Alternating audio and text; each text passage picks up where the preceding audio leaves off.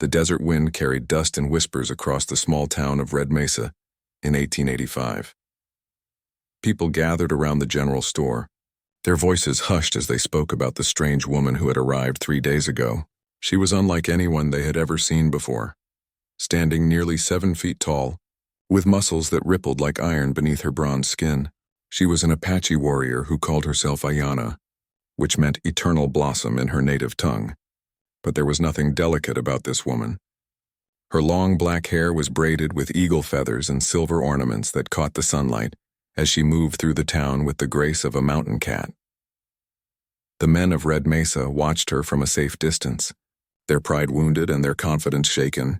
Ayanna had made it clear from the moment she arrived that she had no respect for what she saw as the weakness of the white men who had settled in her ancestors' land.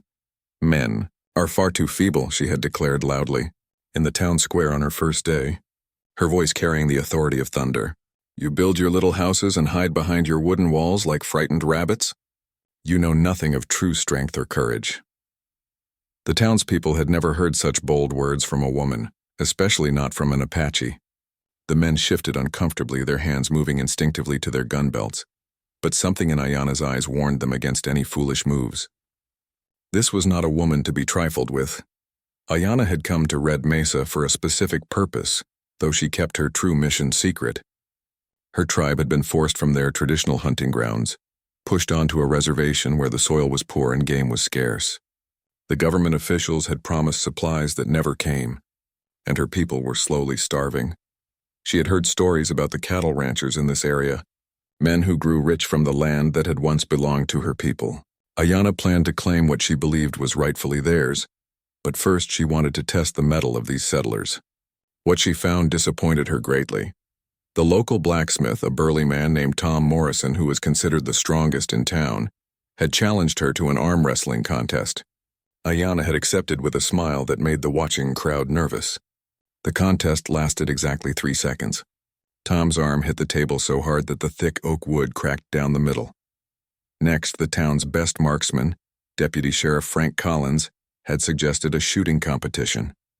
Ayanna borrowed his rifle, a weapon she had never used before, and proceeded to hit targets that Frank couldn't even see clearly. She split playing cards edgewise, at 50 paces, and put 3 bullets through the same hole at 100 yards. The humiliation continued when 5 of the strongest men in town challenged her to a wrestling match.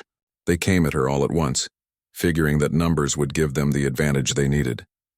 Within minutes, all 5 were lying in the dust, groaning and holding various injured body parts while Ayanna stood over them without even breathing hard. "This is what passes for men in your towns?" she asked, looking around at the gathered crowd with obvious disdain. "Children would put up a better fight. No wonder your women look so sad and tired. They have no real men to protect them or provide for them." The insults stung because there was truth in them that the men didn't want to acknowledge. Life in the frontier was hard, and many of them had grown soft from relying too heavily on their guns and not enough on their physical strength. They had forgotten the old ways of proving themselves through tests of skill and endurance. But Ayanna's words cut deeper than pride. She was challenging everything they believed about themselves and their place in this harsh land. The women of the town watched these exchanges with a mixture of fear and fascination. Some were horrified by Ayanna's behavior, but others seemed almost relieved to see someone stand up to their menfolk in such a direct way. As the days passed, Ayanna made herself at home in Red Mesa, taking whatever she needed from the stores and sleeping under the stars at the edge of town. No one dared to challenge her or ask her to leave. She had proven her point too thoroughly, and the men were too embarrassed to try again. The Apache warrior spent her time observing the daily life of the settlement, watching how the people interacted and how they handled their problems. What she saw confirmed her belief that these settlers were weak and unworthy of the land they claimed to own. The men avoided physical labor whenever possible, hiring others to do the difficult work. They settled disputes with lawyers and paperwork instead of facing each other directly. They seemed more concerned with making money than with building character or strength. Even their treatment of their horses and cattle showed their softness. They relied on brands and fences to control their animals, instead of developing the kind of bond that came from true understanding and respect. Ayanna could gentle the wildest Mustang with nothing but patience and her natural connection to all living things. The women of Red Mesa were trapped in their own kind of weakness, Ayanna observed.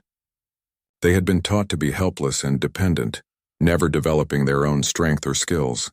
They looked to their men for protection and provision, but their men were too weak to provide either effectively. As the sun set on her 7th day in Red Mesa, Ayanna stood on the main street and issued her final challenge to the men of the town. Her voice carried clearly in the evening air, reaching every corner of the settlement. "I have tested your strongest, your fastest, and your most skilled," she announced. "All have failed to prove they are worthy of being called men. Tomorrow I will take what I came for, and there is nothing any of you can do to stop me." The crowd that had gathered to hear her words dispersed quickly, the men's faces burning with shame and anger.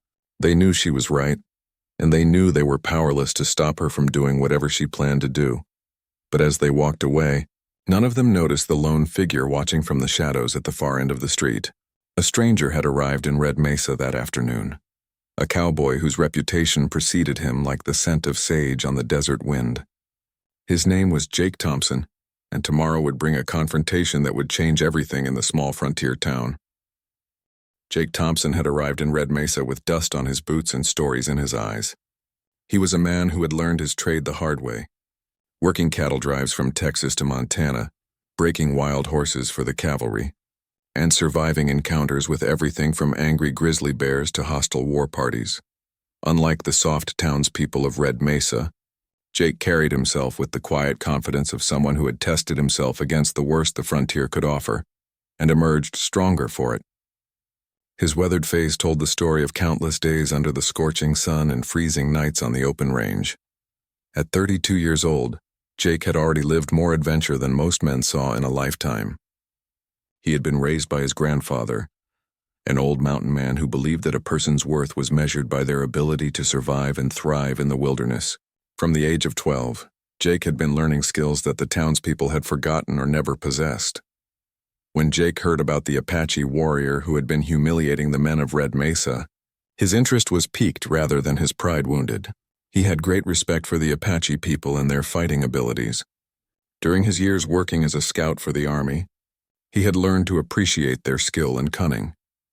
Jake found lodging at the town's small hotel and spent his first evening listening to the stories about Ayanna's demonstrations of strength and skill.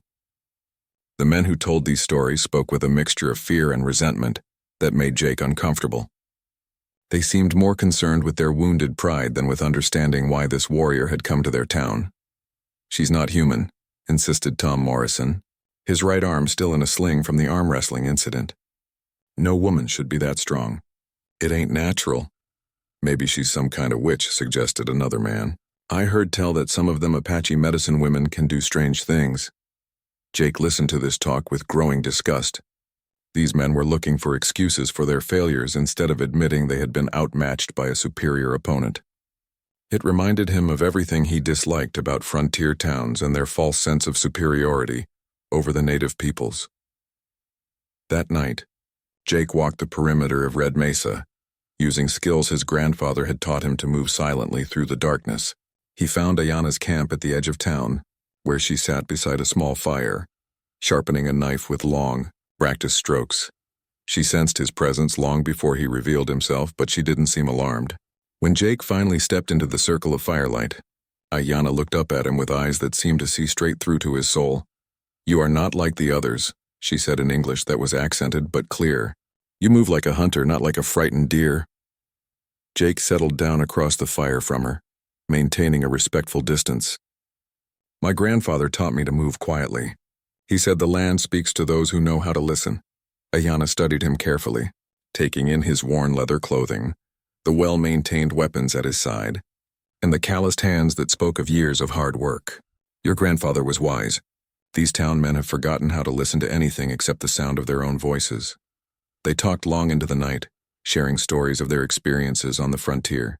Jake learned that Ayanna had been trained as a warrior from childhood, following traditions that went back generations in her family. She had proven herself in battles against Mexican soldiers and American cavalry alike.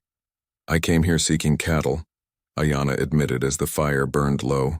"My people are hungry and the government promises me nothing. We need food and these ranchers have more than they can count."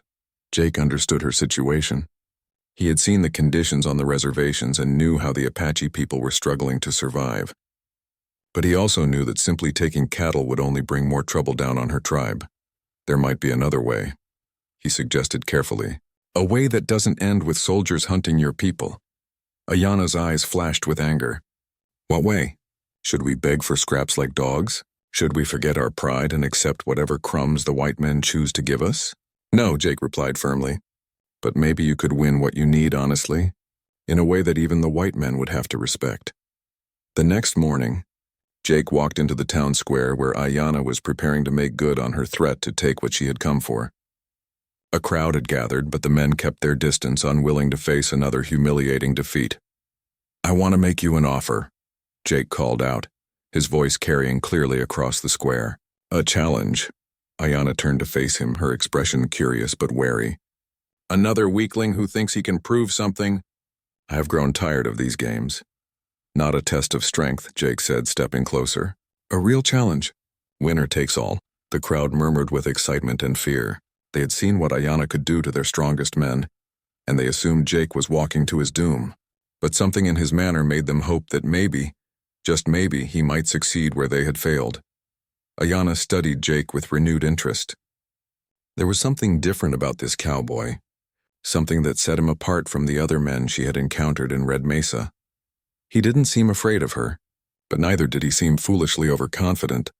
What kind of challenge? She asked, her voice carrying a note of genuine curiosity. Jake smiled, but it wasn't the weak, nervous smile she had seen on the faces of the other men. This was the smile of someone who knew exactly what he was doing and was confident in his abilities. A survival challenge, he said. 7 days in the desert with nothing but what we can carry. No weapons, no tools except what we can make ourselves. Whoever returns to town first in the best condition wins. The crowd fell silent. This was unlike anything they had expected. It wasn't about brute strength or marksmanship. It was about the fundamental skills that separated true frontiersmen from mere settlers. Ayana's eyes lit up with interest. This was a challenge worthy of her abilities, something that would test skills she had been developing since childhood. It was also the kind of contest that carried real meaning, not just empty displays of power. And what does the winner claim? She asked. If you win, Jake said, I'll help you get the cattle you need for your people, and I'll make sure no one comes after you for it. If I win, you leave Red Mesa in peace and find another way to help your tribe. The challenge hung in the air between them like a lightning bolt waiting to strike. Everyone in the square understood that this was bigger than just a contest between two individuals. It was a test of everything they believed about strength, survival, and what it meant to be worthy of the harsh land they all called home. Ayana circled Jake slowly, like a predator evaluating prey, but there was respect in her eyes now instead of the contempt she had shown the other men of Red Mesa.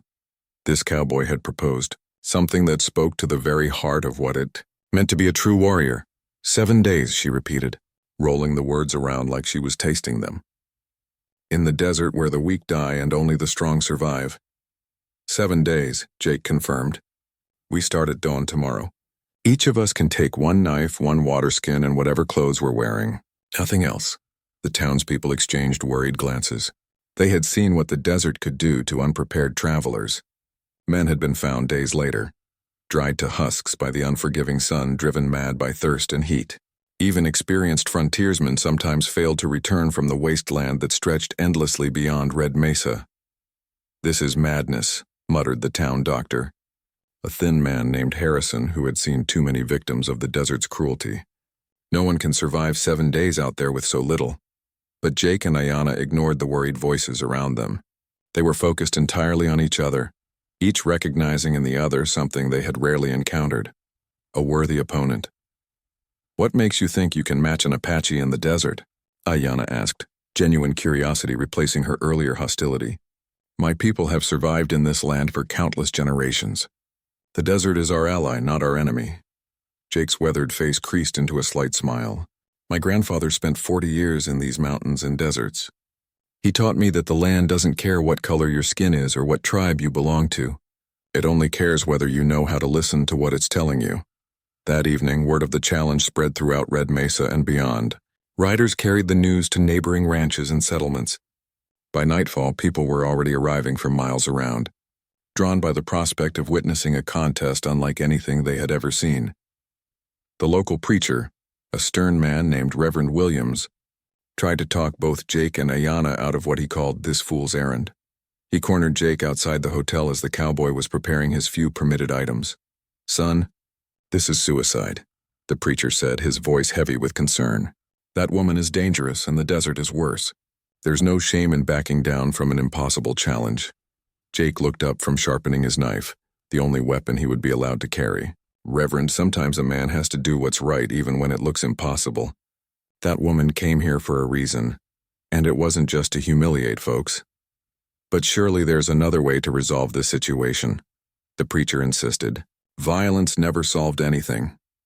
"This isn't about violence," Jake replied, testing the edge of his blade against his thumb.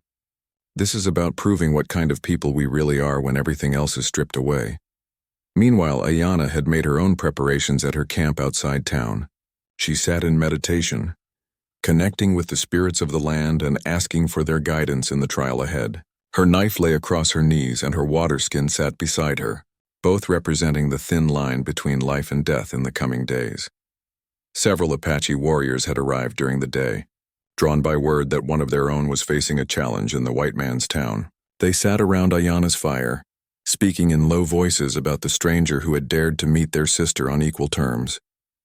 "He is either very brave or very foolish," observed an older warrior named Standing Bear, who had known Ayanna since childhood. "Few white men would dare such a contest."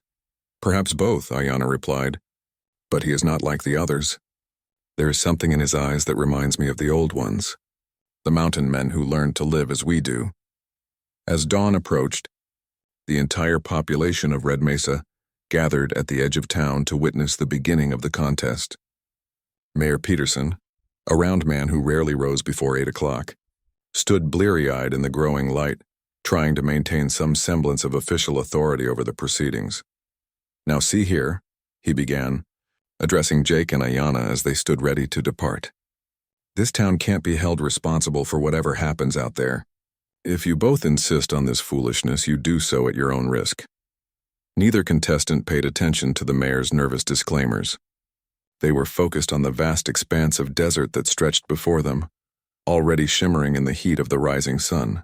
This was country that could kill the unprepared in a matter of hours and challenge even the most experienced survivors.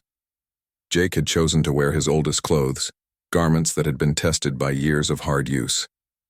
His boots were broken in and comfortable, his hat was wide-brimmed and sturdy, and his shirt was made of tough cotton that would protect his skin from the sun while still allowing air to circulate.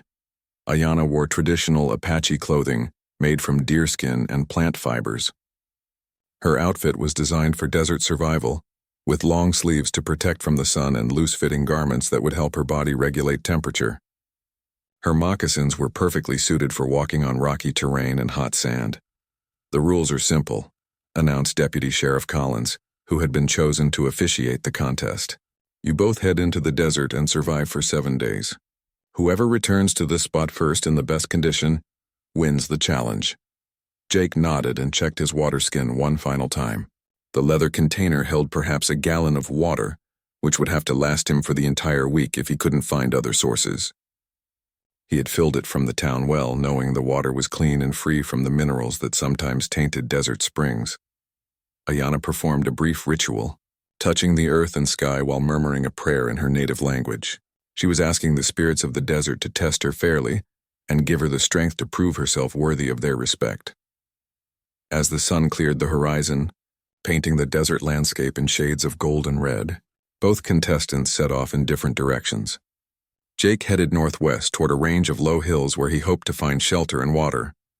Ayanna moved directly west into the heart of the desert, where the heat would be most intense but where her knowledge of the land would give her the greatest advantage. The crowd watched until both figures disappeared into the wavering heat haze, then slowly dispersed to wait for their return. 7 days had never seemed so long, and the desert had never seemed so threatening. Only time would tell which of these two remarkable individuals would prove themselves the ultimate survivor. The first day tested both survivors in ways they had expected and ways they hadn't. Jake made his way steadily toward the rocky hills, conserving his energy while his experienced eyes searched for signs of water and shelter. The sun climbed higher, turning the desert floor into a furnace that radiated heat and shimmering waves. By midday, Jake had found what he was looking for: a narrow canyon that cut deep into the hillside, providing blessed shade and protection from the killing heat.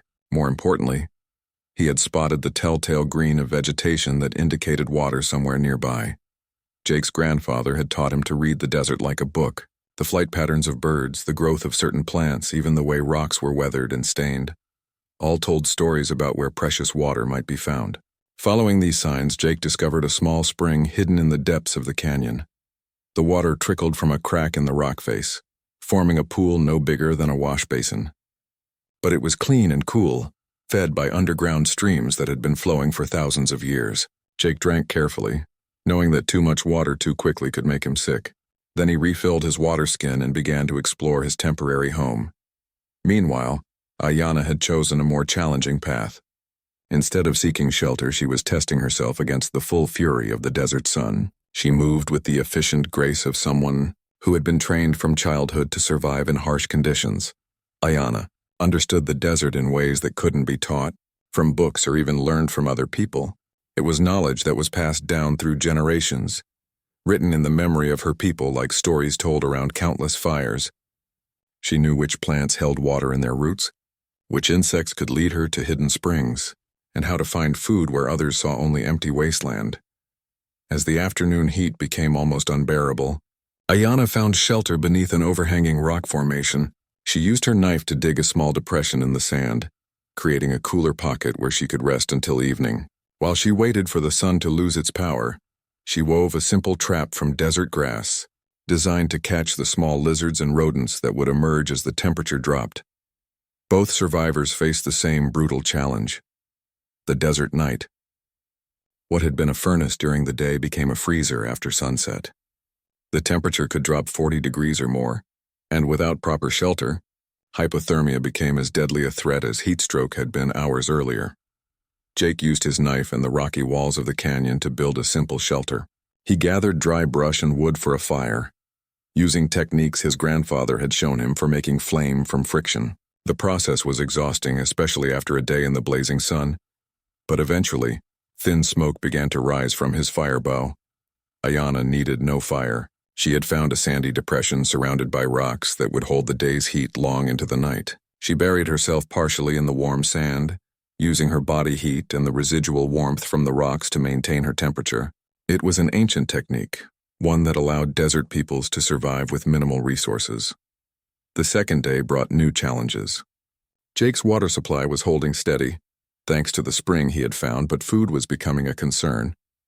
He had eaten nothing since leaving Red Mesa, and his body was beginning to feel the effects of hunger. The canyon offered little in the way of edible plants, and his attempts to catch fish from the small pool had been unsuccessful. Ayanna, however, was thriving. Her trap had caught 2 lizards during the night, providing her with much-needed protein.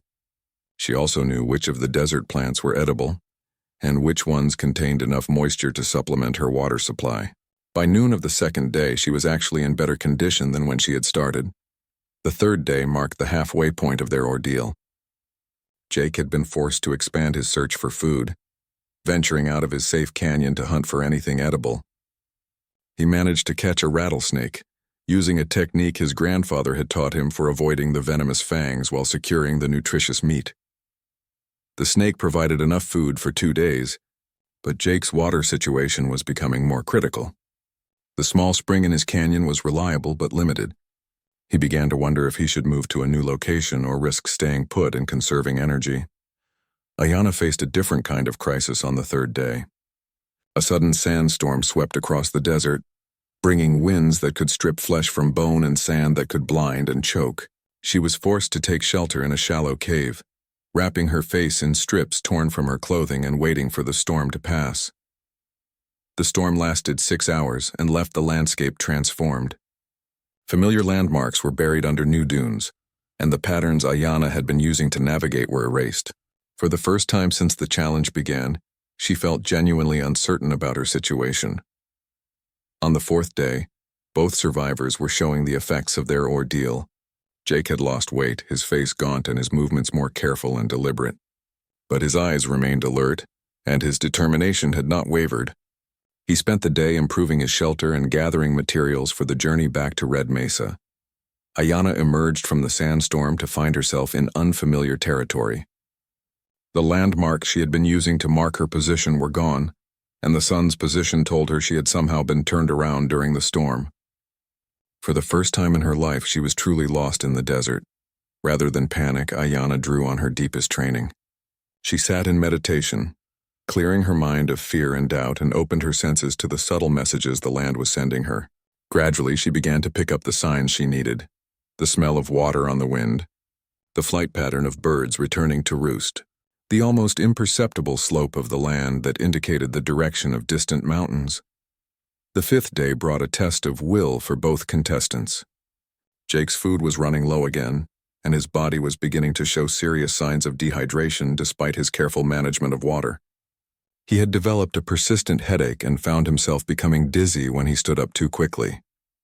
Ayanna had found her way again, but the detour caused by the sandstorm had cost her precious time and energy. She was now farther from Red Mesa than she had planned to be at this point in the challenge. For the first time, she began to consider the possibility that she might not win. As the sixth day dawned, both survivors knew they were approaching the moment of truth. They had proven they could survive in the desert, but now they had to prove they could make it back to Red Mesa, in condition to claim victory. Jake began his journey back, moving slowly but steadily across the broken terrain between his canyon and the town. Every step required careful consideration, as a twisted ankle or fall could end his chances of victory, even if he survived the desert. Ayanna also began her return journey, but she took a calculated risk. Instead of taking the safe route that would guarantee her survival, she chose a more direct path that would cut a full day off her travel time. It was dangerous, crossing some of the most hostile terrain in the region, but if she succeeded, she would reach Red Mesa first.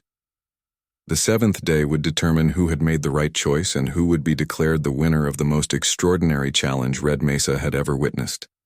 The seventh day dawned with an eerie stillness that made both survivors uneasy.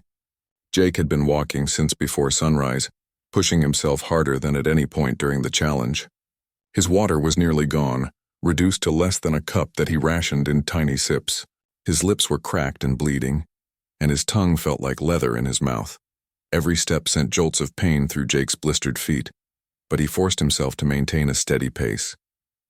The familiar landmarks around Red Mesa were beginning to appear on the horizon, wavering like mirages in the morning heat.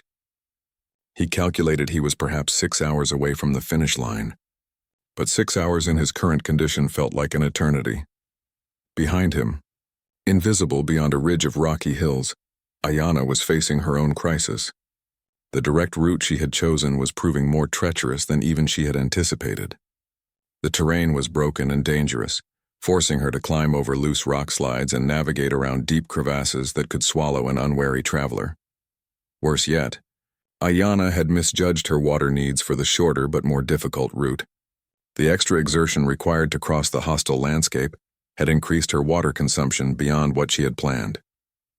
Like Jake, she was now operating on dangerously low reserves, but Ayanna had one advantage that Jake lacked. She was traveling through country that her people had crossed for generations. Even in this harsh and seemingly empty land, she could find the hidden resources that meant the difference between life and death. A certain type of cactus held water in its flesh. Particular rocks often had dew on their undersides even in the driest conditions. Knowledge passed down through countless generations now served her in her moment of greatest need.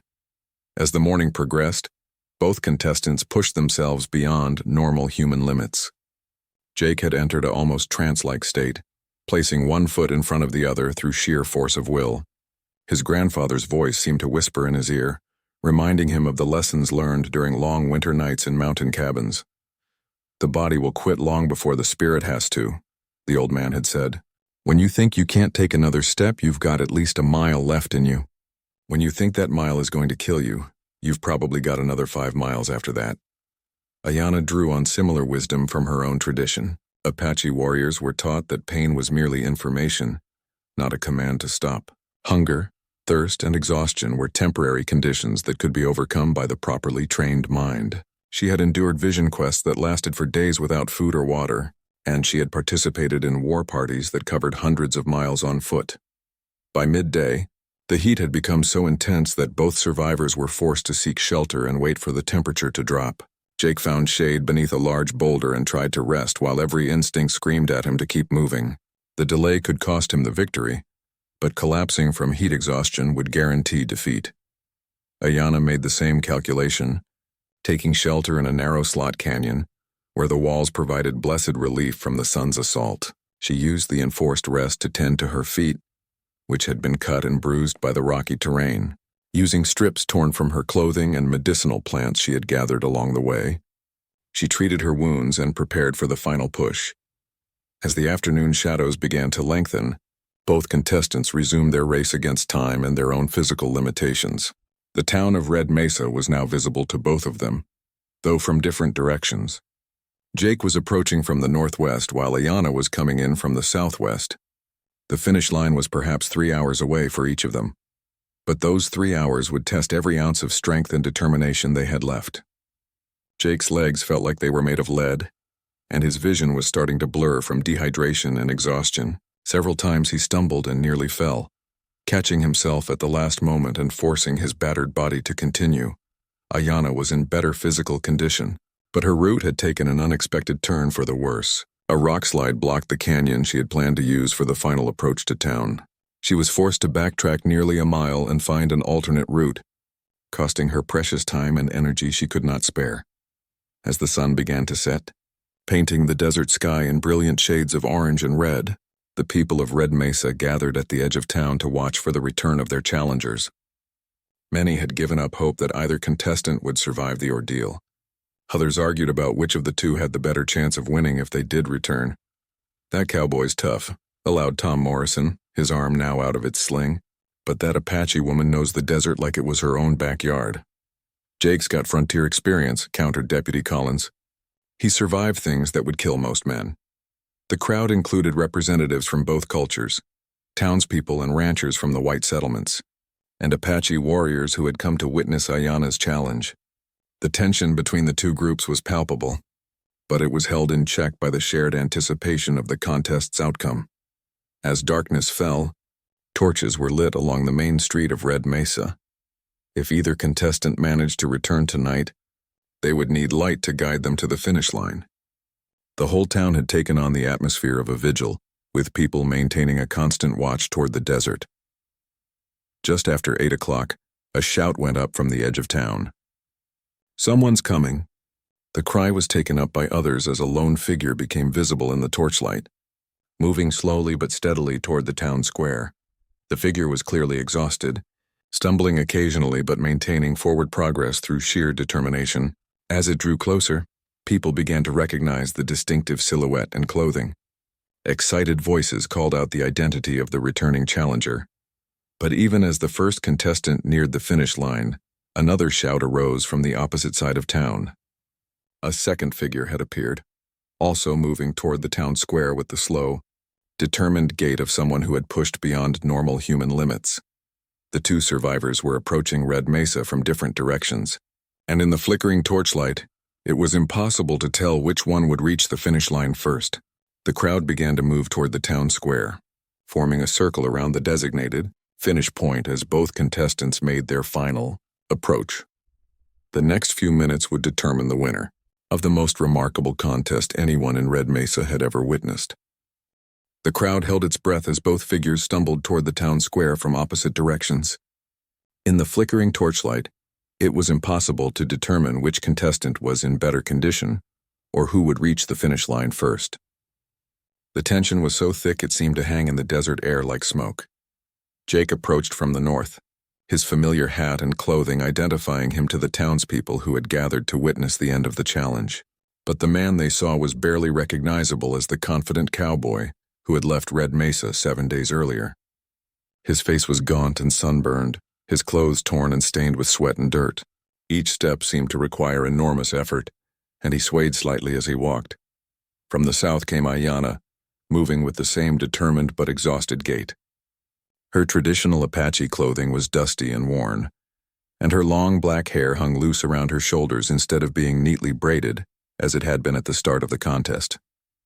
Like Jake, she showed clear signs of the ordeal she had endured, but there was something unbreakable in her posture that spoke of inner strength that refused to yield.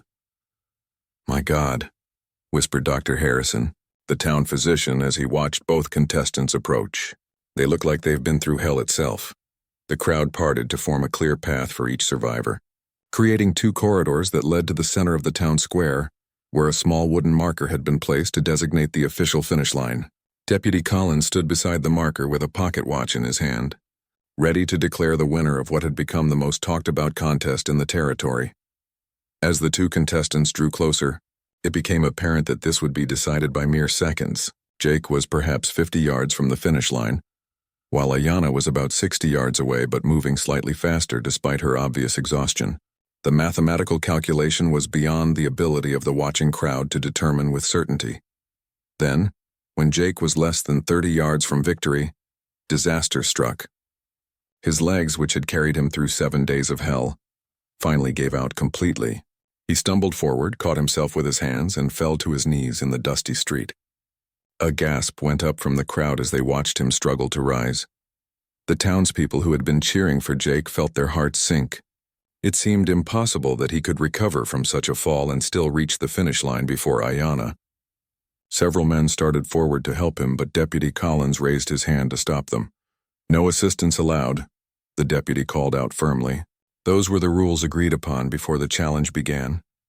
Jake knelt in the dirt for what seemed like an eternity but was probably only seconds.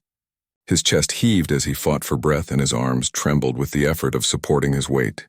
The finish line was so close he could have hit it with a thrown stone, but it might as well have been on the moon. Meanwhile, Ayanna continued her steady approach. Now clearly in the lead and seemingly certain of victory, the Apache warriors who had come to watch their sister's challenge began to smile with anticipation. Their faith in her abilities was about to be vindicated in the most dramatic way possible. But then something remarkable happened. Jake lifted his head and looked toward the finish line, and something in his eyes changed.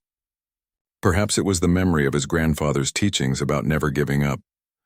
Perhaps it was simple stubbornness that refused to accept defeat when victory was so close.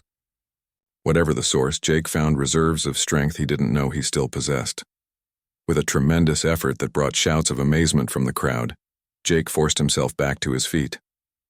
His legs shook like those of a newborn calf, but they held his weight. He took one step toward the finish line, then another, moving with agonizing slowness but moving nonetheless. Ayanna saw Jake's recovery and felt a surge of respect for her opponent. This cowboy had proven himself worthy of the challenge in ways that went beyond simple survival skills. He was demonstrating the kind of warrior spirit that her people honored above all other qualities.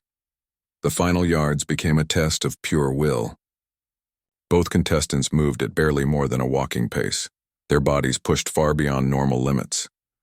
Jake's vision was blurred, and he navigated as much by memory as by sight. Ayanna's legs felt like they were made of stone, but her training kept her moving forward with mechanical precision. 20 yards from the finish line. 15 yards. 10 yards. The crowd was completely silent now, afraid that even breathing too loudly might somehow affect the outcome. Both contestants were so close that the result would depend on split-second timing. At 5 yards from the finish line, something unexpected happened that would be talked about for generations.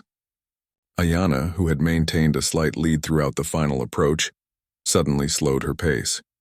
It was subtle, almost imperceptible, but those watching closely could see that she was deliberately allowing Jake to draw even with her. The Apache warriors who noticed this change looked puzzled and concerned. Their sister was throwing away a victory that was virtually guaranteed.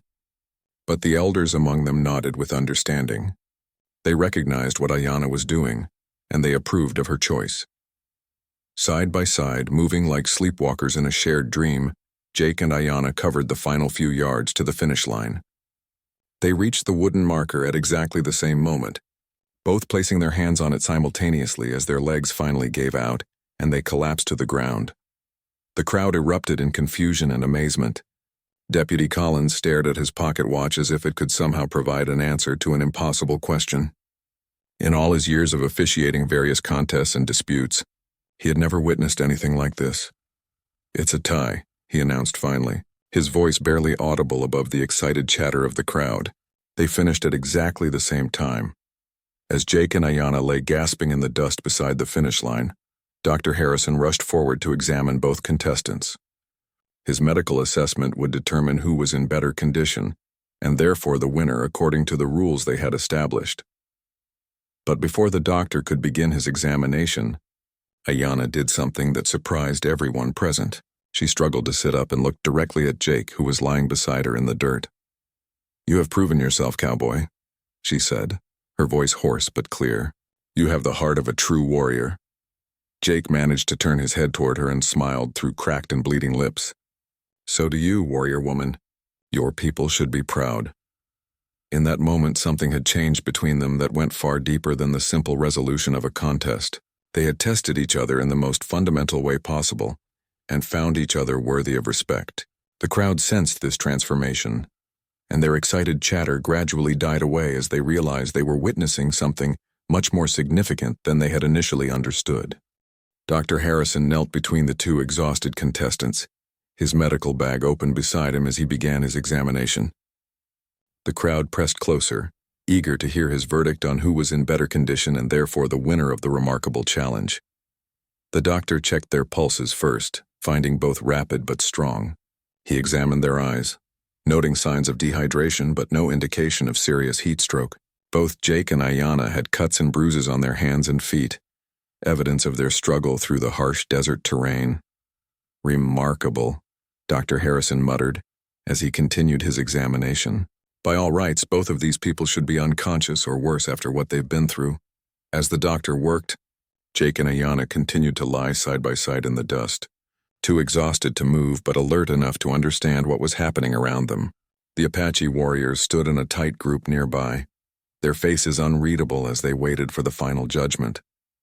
The townspeople clustered together on the opposite side, equally anxious about the outcome. After nearly 10 minutes of careful examination, Dr. Harrison stood up and faced the waiting crowd. His expression was one of amazement mixed with professional confusion. "I've never seen anything like this," he announced.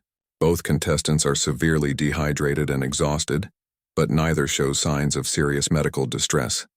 They're both in roughly the same condition considering what they've endured."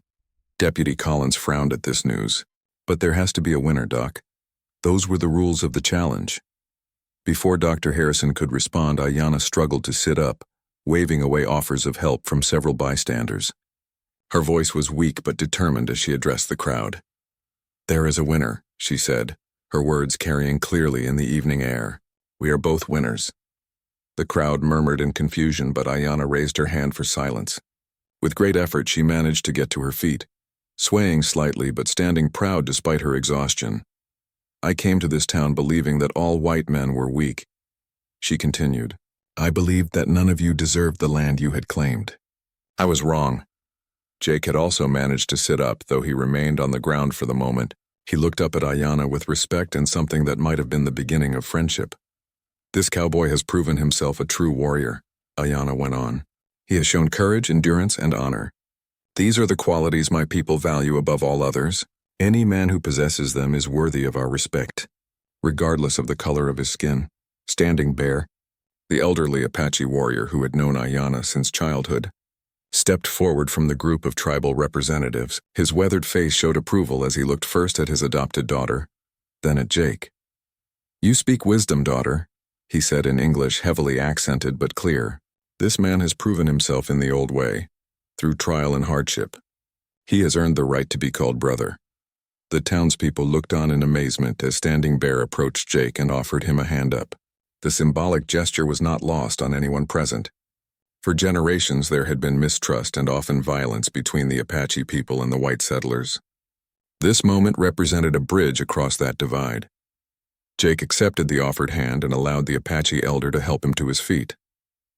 Though he swayed with exhaustion, he managed to stand upright and face Standing Bear with dignity. "I am honored by your words, grandfather," Jake said, using the respectful term that Apache culture reserved for revered elders. "I hope this can be the beginning of understanding between our peoples." Mayor Peterson, who had been watching these exchanges with growing nervousness, finally found his voice. "Now see here," he began, but his words were cut off by a look from Ayanna that could have melted steel. "The challenge is finished," she said firmly. "There is no need for me to take cattle from your ranchers. This man has shown me that there are honorable people among you. Perhaps we can find a better way to help my people than through theft." Jake stepped forward, still unsteady but determined to speak. "What if we work together instead of against each other?" he suggested. "Your people know this land better than anyone. Our people have cattle and supplies. Maybe we can find a way to trade that benefits everyone." The idea was revolutionary for its time. Relations between Native Americans and white settlers were usually based on conflict or uneasy truces. The concept of genuine cooperation and mutual benefit was almost unthinkable to most people on both sides. But the events of the past week had changed something fundamental in the way people looked at each other. The respect that Jake and Ayanna had earned through their trial in the desert extended to their peoples as well. If these two could find common ground, perhaps others could too. Reverend Williams, who had opposed the challenge from the beginning, stepped forward with the expression of wonder on his face. "Perhaps God works in mysterious ways," he said. "Maybe he brought you both together for a purpose greater than any of us understood." Over the following hours, as Jake and Ayanna recovered their strength with food and water, they began to discuss practical ways to implement their vision of cooperation. Jake knew ranchers who might be willing to trade cattle for access to Apache knowledge of water sources and safe passages through the desert. Ayanna spoke of her people's skills in tracking game and identifying edible plants that could help settlers survive in harsh conditions. Word of the extraordinary challenge and its even more extraordinary outcome spread quickly throughout the territory. Within weeks, delegations were arriving in Red Mesa from other settlements and tribes, curious about this new model of cooperation between Native Americans and white settlers. Jake and Ayanna became symbols of what was possible when people chose understanding over prejudice, cooperation over conflict. They worked together to establish trading relationships that benefited both communities, and their friendship became a model for others to follow. The giant Apache warrior who had once claimed that men were far too feeble had discovered that true strength came not from dominating others, but from finding the courage to change one's mind when presented with evidence of honor and character. The bold cowboy who had challenged her had proven that real victory sometimes meant recognizing the worth of one's opponent rather than defeating them. In the years that followed, Red Mesa became known throughout the Southwest as a place where different peoples could come together in peace and mutual respect. The story of Jake and Ayanna's desert challenge became legend, passed down through generations as proof that the greatest victories are sometimes achieved not through conquest, but through the recognition that former enemies can become the strongest allies. Their challenge had ended in a tie, but both had won something far more valuable than any contest could provide. They had found a way to build bridges across the divisions that had separated their peoples for too long. In doing so, they had proven that courage, honor, and determination were not the exclusive property of any one race or culture, but the birthright of all who were willing to test themselves against the ultimate challenges that life could offer.